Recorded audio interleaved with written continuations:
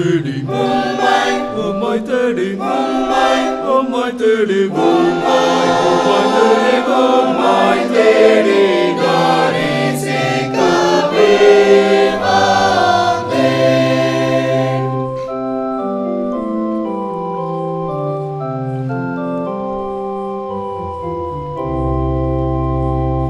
வல்ல கர்த்தாவினுடைய தூய ஆட்டுக்குட்டியே, நீரே என்றும் என்னுடைய ஞானமான போதகனே. உம்மை தேடி தரிசிக்கவே வந்தேன். உம்மை தேடி உம்மை தேடி உம்மை தேடி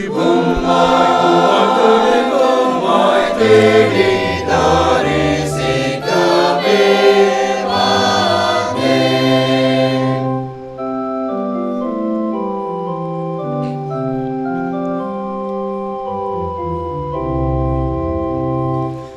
என் பிரார்த்தனையாய் கேளும் அத்தியந்த பணிவோய், என்றும் என்னை ஏற்றுக்கொள்ளும் உம்முடைய பிள்ளையாய். உம்மை தேடி தரிசிக்கவே வந்தேன். உம்மை தேடி உம்மை தேடி உம்மை தேடி உம்மை தேடி தரிசிக்கவே வந்தேன்.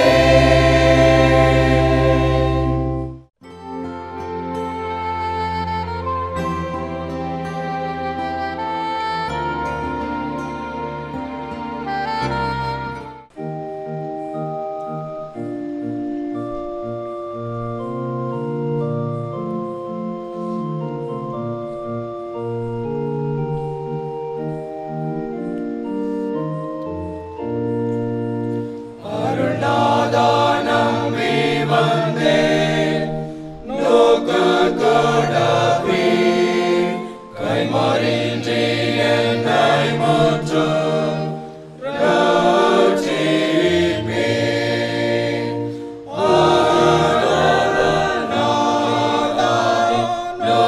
நோக்கத்தோடவே கைமாறின்றி என்னை முற்றும் ரட்சிப்பீர்.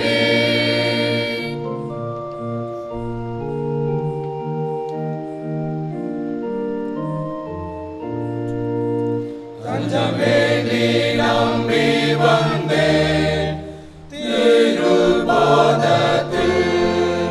பாவமன்னி பாருள்வீரே நேரத்தில்.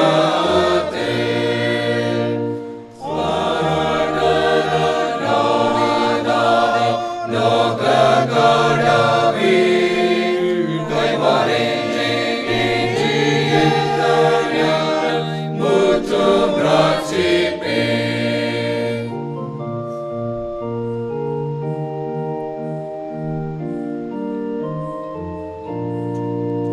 தூய்மை வேண்டி நம்பி வந்தேன், உந்தன் ஆவியால் சுத்தி செய்வீர் மாசில்லாத இரத்தத்தால்.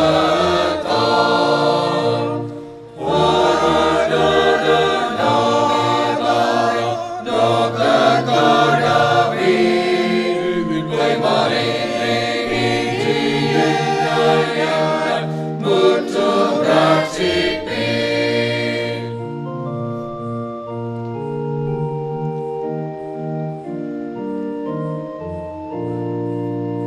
இயேசுநாதா நம்பி வந்தேன், தோபரோமதே என்னை என்றும் தாங்கி நின்று காருமே.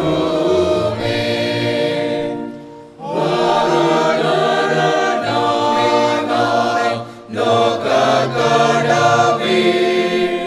கைமாறின்றி என்னை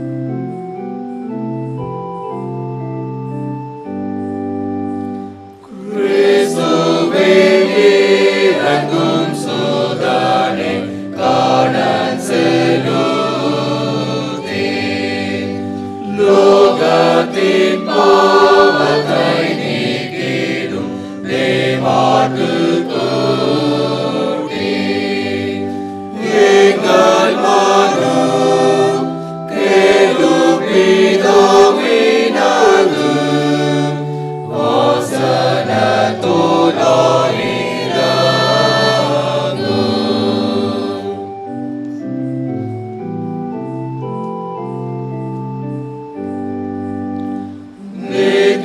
பிதாவின் மகிமையில் இயேசுவே நீரே பரிசுத்தாவியோடே கமாய் ஆடுகிறீரே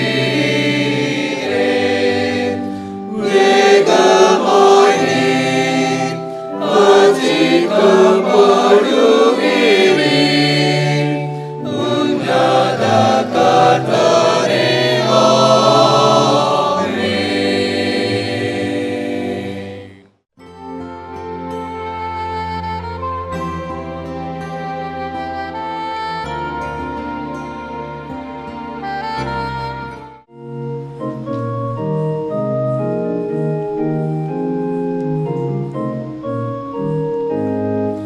உந்தன் சொந்தமாகி வாடியேனாய் நோக்குவீர் பாதுகாருமே சுவே என்றும் தீங்கிலாமலே நானும் சொந்தம் லோகத்து மோட்ச யாத்திரை செய்கையில் ஜீவன் சத்தியம் வழியும் நீரட்சி தாண்டிடும் நானும் சொந்தம் ராட்சியும் மாட்டில்லாத பாக்கியமும் அருணாதானீரே இன்னமும் காப்பாற்றுவே நானும் சொந்தம் நீக்கமாய் தாசனை நீ சுகமாய் தங்க செய்து மேம்பாரே காத்துமே தம்பாருமே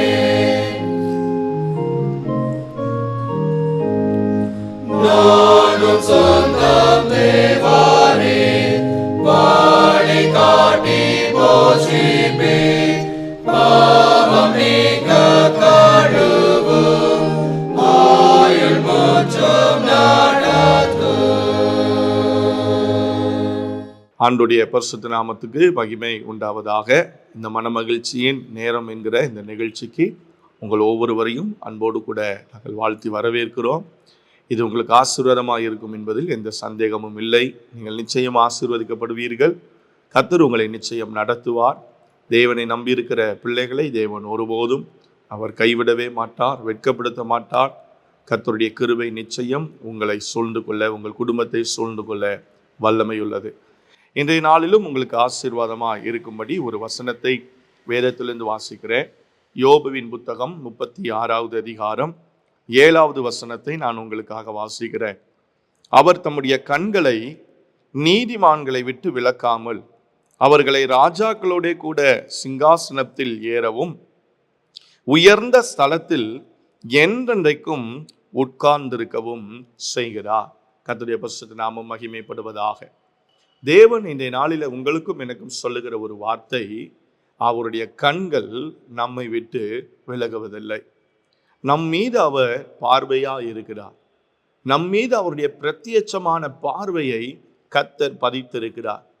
என்னை புரிந்து கொள்ள யாரும் இல்லையே, என்னை அறிந்து கொள்ள யாரும் இல்லையே, என்னை பார்க்க யாரும் இல்லையே, என் சூழ்நிலை யாருக்கும் தெரியவில்லையே, என்னுடைய பலவீனம் யாருக்கும் தெரியவில்லையே, அந்தரங்கத்தில் நான் வடிக்கிற கண்ணீர் அது யாருக்கும் தெரியவில்லையே, யாருக்கும் புரியவில்லையே, தேவன் என்னை மறந்து விட்டாரோ, தேவன் என்னை புறக்கணித்து விட்டாரோ, ஆண்டவரும் அவருடைய ஸ்தோத்திரம் சமூகத்திலிருந்து என்னை ஒருவேளை ஒதுக்கிவிட்டாரோ என்று பல கேள்விகளோடு, சந்தேகங்களோடு, குழப்பங்களோடு இந்த நிகழ்ச்சியை பார்த்து கொண்டிருப்பீர்களானால் ஆண்டவர் உங்களை பார்த்து சொல்லுகிறார், கர்த்தர் தம்முடைய கண்களை நீதிமான்களை விட்டு விலக்குவதே இல்லை.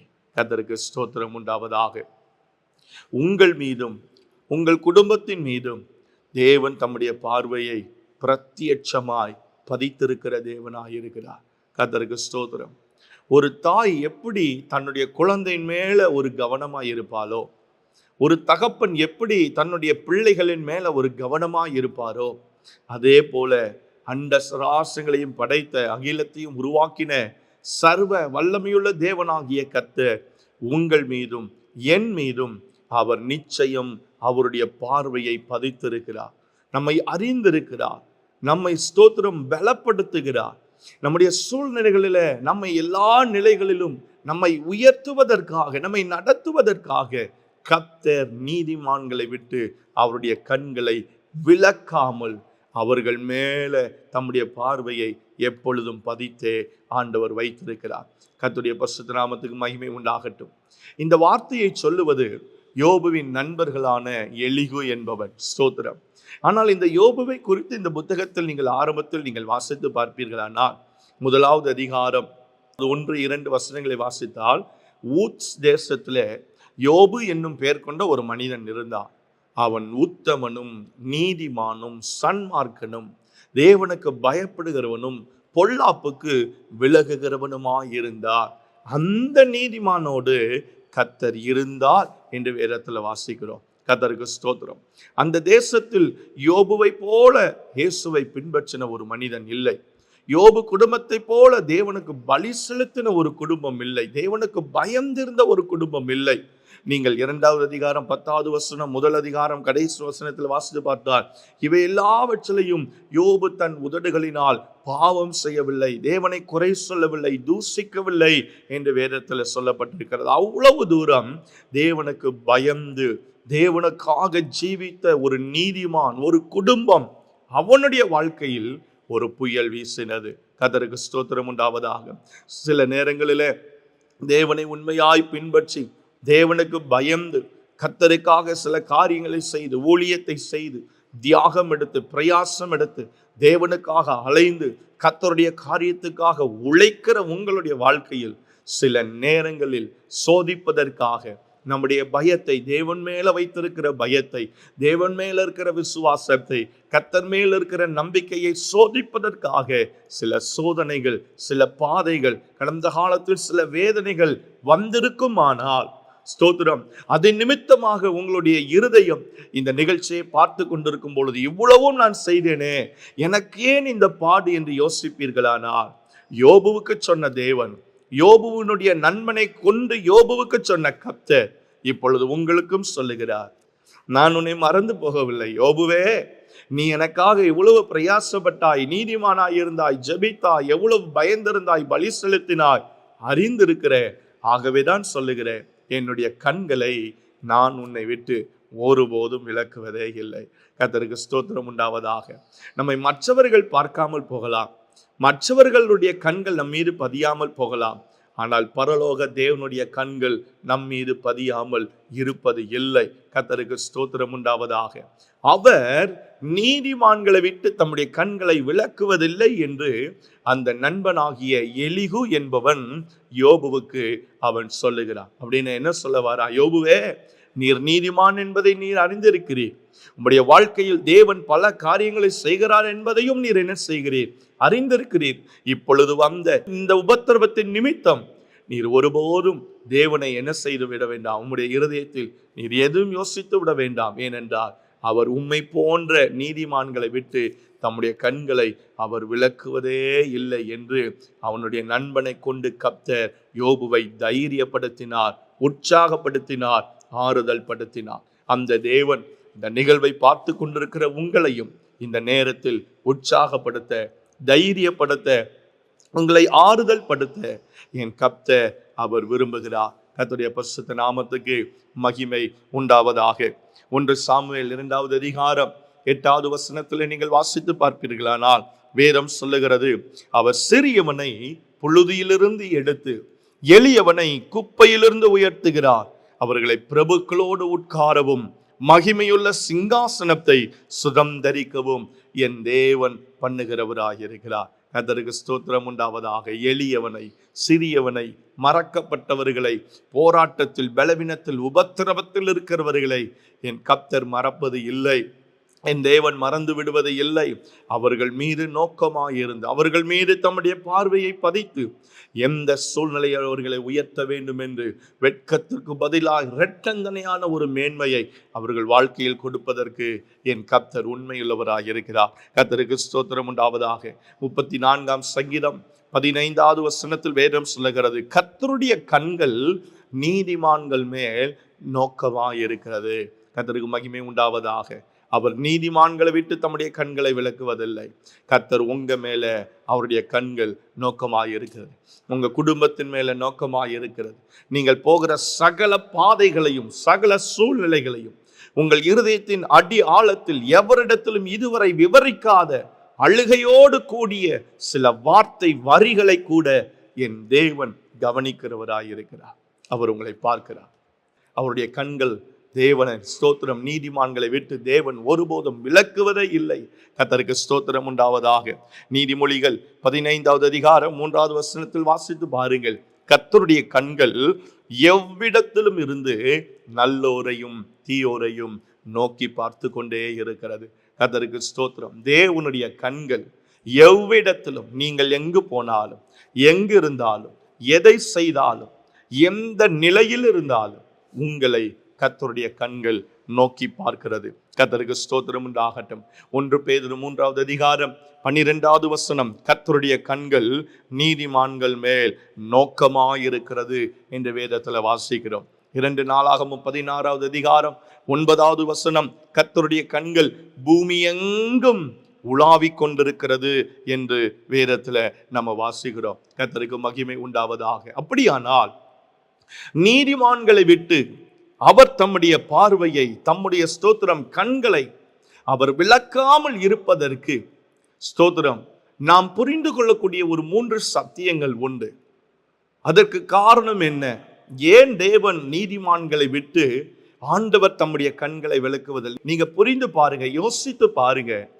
கர்த்தர் ஒருத்தர் மேல, ஒரு குடும்பத்தின் மேல தம்முடைய பார்வையை, தம்முடைய கண்களை பதித்து அவர்கள் மேல தேவன் நோக்கமா இருக்கிறார் என்றால், ஒன்று, அவர் நம் மீது கேரிங்கா இருக்கிறார் என்பதனுடைய அர்த்தம்.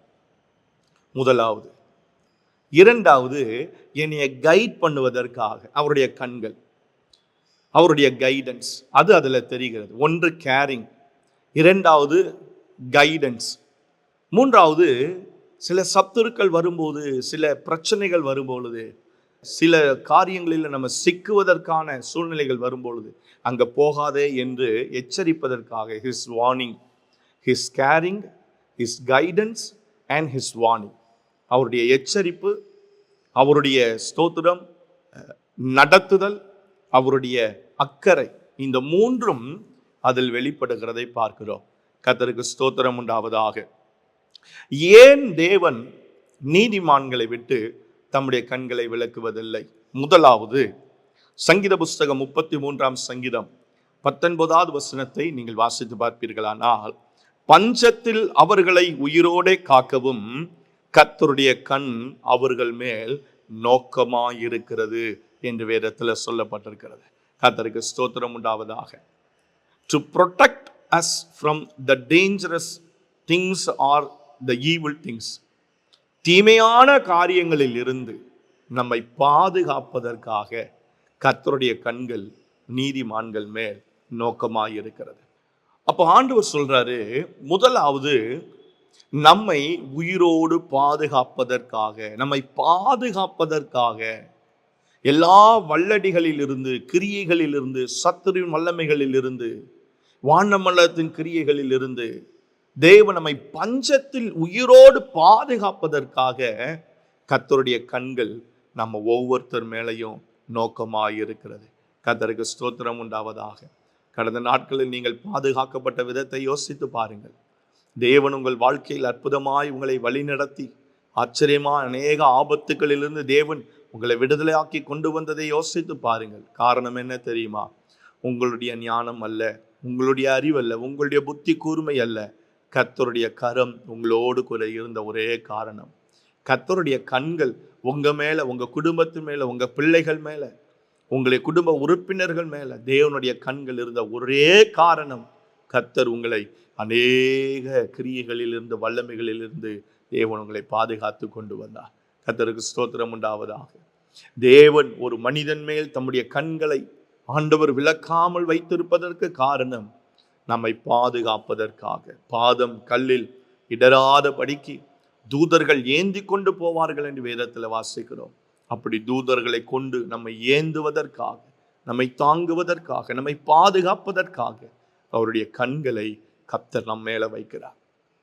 இரண்டாவதாக, ஏன் ஆண்டவர் நீதிமான்கள் மேல் கர்த்தர் தம்முடைய கண்களை வைக்கிறார்? 1 சாமுவேல் 25வது அதிகாரம் 39வது வசனத்தை நீங்கள் வாசித்து பார்த்தால் வேதம் சொல்லுகிறது, தம்முடைய அடியானை பொல்லாப்பு செய்யாதபடிக்கு தடுத்த கர்த்தருக்கு ஸ்தோத்திரம் என்று சொல்லுகிறார். அதற்கு ஸ்தோத்திரம் உண்டாவார். ஏன் தேவன் அவருடைய பார்வையை, கண்களை நம்மை விட்டு விலக்காமல் வைத்திருக்கிறார்? நம்மை பாவம் செய்ய விடாமல் தடுப்பதற்காக. ஸ்தோத்திரம். பாவத்தின் சம்பளம் மரணம். பாவம் செய்கிற ஆத்துமா சாகும். பாவத்தில் ஒரு மனிதன் ஜீவித்து பாவத்தில் மரிப்பானானால் அவனுடைய நித்தியத்தை குறித்து எந்த விதமான ஒரு உத்தரவாதமும் இல்லை. ஆகவே எவனை விழுங்கலாமோ என்று கெர்ச்சிக்கிற சிங்கத்தை போல வகை தேடி திரிகிற இந்த சத்துருவின் வல்லமைகளில் இருந்து தம்முடைய பிள்ளைகளை பாதுகாத்து அவர்களுக்காக ஆயத்தம் பண்ணி வைத்திருக்கிற அந்த உன்னதமான அந்த மேல் வீட்டிற்கு அவர்களை அழைத்து கொண்டு போவதற்காக, தம்முடைய பிள்ளைகளை பாவம் செய்ய விடாமல் தடுப்பதற்காக கர்த்தருடைய கண்கள் அவர்கள் மேல நோக்கமாக இருக்கிறது. கர்த்தருக்கு ஸ்தோத்திரம் உண்டாவதாக. நான் சுத்தமாய் இருந்தேன், நான் பரிசுத்தமாய் இருந்தேன், நான் பரிசுத்தமாய் ஜீவித்தேன் என்று சொல்லுவதற்கு நம்மிடத்தில் எவரிடத்திலும் தகுதி இல்லை. என்னை பரிசுத்தமாய் அவர் காத்து கொண்டார், என்னை சுத்தமாய் அவர் காத்து கொண்டார், என்னை பாவம் செய்ய விடாமல் அவர் தடுத்தார். அதுதான் சரியான ஒரு வார்த்தை. அதுதான் ரட்சிக்கப்பட்ட, தேவனை நம்பி இருக்கிற, தேவனை நன்கு அறிந்திருக்கிற, அனுபவித்திருக்கிற ஒரு மனிதனுடைய, நீதிமானுடைய வார்த்தை. கர்த்தருக்கு ஸ்தோத்திரம் உண்டாவதாக. நம்மை பாவம் செய்ய விடாமல் தடுக்கிற ஒரு கர்த்தர் ஒருவர் உண்டு. கர்த்தருக்கு ஸ்தோத்திரம் உண்டாவதாக. யாக்கோபும் ஏசாவும் ஒருவரையொருவர் சந்திக்கிற நேரம் வரும்பொழுது அவன் தேவனுடைய காலை பிடித்து அவன் ஜெபிக்கிறான், கெஞ்சுகிறான். என்னை நீர் விடுதலையாக்கும், ஆசீர்வதியும் என்று அவன் கேட்கும் பொழுது நீங்கள் வேதத்தில் நீங்கள் பார்ப்பீர்கள் என்றால், முன்கோபியாயிருந்த ஏசா, நான் ஏதாகிலும் செய்வேன் என்று சொன்ன ஏசா, கர்த்தர் அவனை தடுத்து தம்முடைய ஸ்தோத்திரம் அந்த தேவனுடைய பிள்ளையோடு, தம்முடைய தம்பியோடு தவறு செய்யாதபடி, பாவம் செய்யாதபடிக்கு கர்த்தர் ஏசாவை தடுத்தார் என்று வேதத்தில் வாசிக்கிறோம். ஸ்தோத்திரம். அப்படி இருந்த ஒரு இருதயத்தை லகுவான இருதயமாய், மன்னிக்கிற இருதயமாய் மாற்றி ஒருவரை சந்திக்கும் பொழுது அவர்கள் கட்டிப்பிடித்து அழுது தங்களுடைய அன்பை பரிமாறிக்கொள்ளும்படிக்கு என் தேவன் அவர் செய்தார். நீதிமான்களை விட்டு கண்களை விளக்காமல் இருப்பதற்கு காரணம் கர்த்தருடைய அந்த ஸ்தோத்திரம், அந்த கிருபைகளை ஒரு மனிதன் புரிந்து உணர்ந்து பாவத்திலிருந்து அவன் விடுதலையாக வேண்டும் என்பதற்காக. மூன்றாவது, கர்த்தர் ஏன் அவருடைய கண்களை நம்மை விட்டு விலக்குவதில்லை? வேதம் சொல்லுகிறது, கர்த்தருக்கு ஸ்தோத்திரம் உண்டாவதாக. நீதிமொழிகள் 16வது அதிகாரம் 9வது வசனத்துல நம்ம வாசிக்கிறோம், அவனுடைய நடைகளை உறுதிப்படுத்துகிற கர்த்தர். நம்முடைய வழிகளை நேராக்குவதற்காக, நம்முடைய நடைகளை உறுதிப்படுத்துவதற்காக, நம்முடைய வழிகளை நேர்மையான, செவ்வையான, ஸ்தோத்திரம் செம்மையான ஒரு வழிகளாக மாற்றுவதற்காக, எந்த குறுக்கு வழியில் போய்விடக்கூடாது, எந்த குறுக்கு பாதையில் போய்விடக்கூடாது, எந்த விதத்திலும் உலகம் நம்மை இழுத்து கொண்டு போய்விடக்கூடாது என்பதற்காக, நம்முடைய வழிகளை நேரான வழிகளில் நம்மை நடத்துவதற்காக வேண்டி கர்த்தருடைய கண்கள் நீதிமான்கள் மேல் நோக்கமாக இருக்கிறது. கர்த்தருக்கு ஸ்தோத்திரம் உண்டாகட்டும். யோபுவின் புத்தகம் 33வது அதிகாரம் 11வது வசனம், என் நடைகளை அவர் காவல் படுத்துகிறார் என்று வேதம் சொல்லுகிறது. கர்த்தருக்கு ஸ்தோத்திரம் உண்டாவதாக. என் நடைகளை அவர் காவல் படுத்துகிறார், என் நடைகள் அவருக்கு அறிந்திருக்கிறார், என் நடைகள் அவருக்கு தெரியும், அவர் உறுதிப்படுத்துகிறார், காவல் படுத்துகிறார்.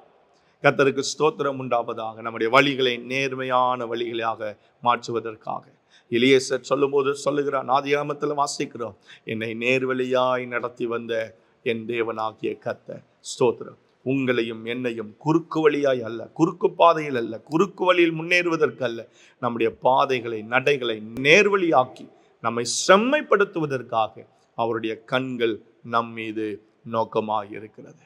உங்க மேலே நோக்கமாக இருக்கிறார். உங்களையும் அவர் பார்க்கிறார். நிச்சயம் உங்களை ஆசீர்வதிக்க அவர் வல்லமையுள்ளவர். நாம் ஜெபிப்போம். எங்கள் சர்வ வல்லமையுள்ள தெய்வமே, பரலோக பிதாவே, நாங்களுமே நன்றி செலுத்துகிறோம். எங்கள் மீது நோக்கமாக இருக்கிற உம்முடைய பார்வைக்காக, உம்முடைய பிரத்யட்சமான உம்முடைய கண்களுக்காக ஆண்டவரே, எங்களை பாவம் செய்ய விடாமல் தடுப்பதற்கு, எங்களை பாதுகாப்பதற்கு, எங்கள் நடைகளை நேராக்குவதற்கு எங்கள் மீது உம்முடைய கண்கள் ஆண்டவரே ஸ்தோத்திரம் அல்லேலூயா திறந்திருக்கிறதுக்காக ஸ்தோத்திரம். ஆகாரை கண்டது போல எங்களையும் நீ காண்கிறதுக்காக ஸ்தோத்திரம். இந்த வார்த்தையை கேட்ட ஒவ்வொருடைய வாழ்க்கையிலும் இந்த வார்த்தைகள் நிச்சயம் ஆசீர்வாதமாய் 30, 60, 100 பலன் கொடுக்க எங்கள் கர்த்தர் நீர் உதவி செய்யும்படியா நாங்கள் ஜெபிக்கிறோம். கிருபை கூடவே இருக்கட்டும். பெரிய காரியங்களை செய்யும். இயேசுவின் அற்புதமான நாமத்தில் வேண்டி ஜெபிக்கிறோம் நல்ல பிதாவே. ஆமென், ஆமென். கர்த்தர் உங்களை நிச்சயம் ஆசீர்வதிப்பார். ஆமென்.